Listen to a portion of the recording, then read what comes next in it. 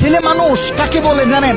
যে তার নিজের কলিজা ছেঁড়া কষ্ট ভাতের লোকমার সাথে প্রতিনিয়ত গিলে খায়, তাকে ছেলে মানুষ বলে। একটা ছেলে যখন বড় হয় সে তার নিজের বাবাকে গিয়ে এই কথাটা বলতে পারে না, বাবা আমি প্রচুর পরিমাণে ডিপ্রেশনে আছি, আমি অনেক সমস্যার ভিতরে আছি, আমার একটু তোমার সাপোর্টটা দরকার, কারণ তোমার ছেলের তুমি ছাড়া এত আপন তো আর কেউ নাই। বাবা তোমার ছেলের মাথায় একটু হাত বুলিয়ে দাও, সামান্য সময়ের জন্য হলেও তোমার ছেলেকে একটু বুকে টেনে নাও। তুমি যদি একটু আমাকে তোমার বুকে টেনে নাও তাহলে আমার কষ্ট অনেকটা কমে যাবে। ছেলেরা এই কথাগুলো কখনোই তাদের বাবাকে গিয়ে বলতে পারে না। ছেলেরা কখনো নিজের মাকে জড়িয়ে ধরে কান্না করতে পারে না, because people say boys don't Cry. ছেলেদের মুখে কান্না মানায় না, এ কারণে ছেলেরা নিজে কষ্টে পড়লে কাউকে একটু কান্না করেও বলতে পারে না। খুব খেয়াল করে দেখবেন, একটা ছেলে খাবার খাওয়ার আগে যে কখনো প্লেটটা ধুয়ে খাবার খায় নাই, এই ছেলেটাও নিজের সবটা দিয়ে চেষ্টা করে নিজের ফ্যামিলি, নিজের প্রিয় মানুষটার মুখে হাসি ফোটানোর জন্য। অনেক ছেলে দেশে পরিশ্রম করে, অনেক ছেলে প্রবাসে বছরের পর বছর নিজের ফ্যামিলি, নিজের প্রিয় মানুষের মুখে হাসি ফোটানোর জন্য পড়ে থাকে।